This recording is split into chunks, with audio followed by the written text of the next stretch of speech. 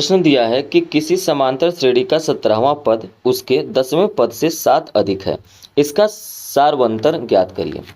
तो ऐसे प्रश्नों को सॉल्व करना बहुत आसान होता है। आप जिस प्रकार से प्रश्न कह रहा है आप उसी अनुसार सॉल्व करते जाइए। तो ऐसे प्रश्नों में प्रश्नानुसार ही कार्य होता है।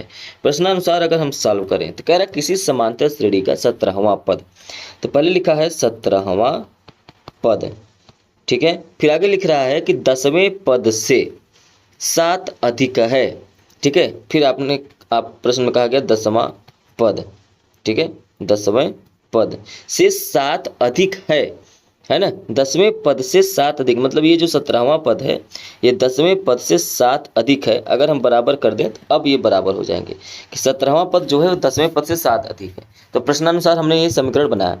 यहाँ पर आपको समझने वाली बात ये है कि जब भी वहाँ पद कहे, ठीक है, वहाँ पद कहे तो आप देखिए, जैसे मान लीजिए 10वां पद, तो हमेशा a प्लस 10वां का है 9d लिख दीजिए।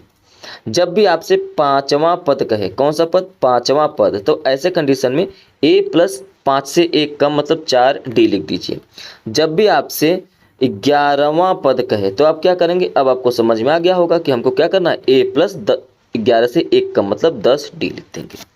तो यहाँ पर 17वां पद प्रश्न में कहा गया है, तो 17वां पद का मतलब क्या हो जाएगा, a प्लस 16d हो जाएगा बराबर।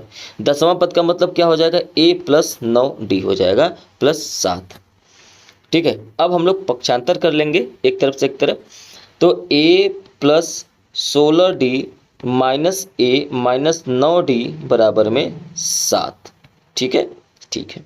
तो a से a कट जाएगा, 16d में से माइनस 9d मतलब 16 में से 9d घटाना है तो कितना आ जाएगा, तो हम कहेंगे 7d आ जाएगा बराबर में 7।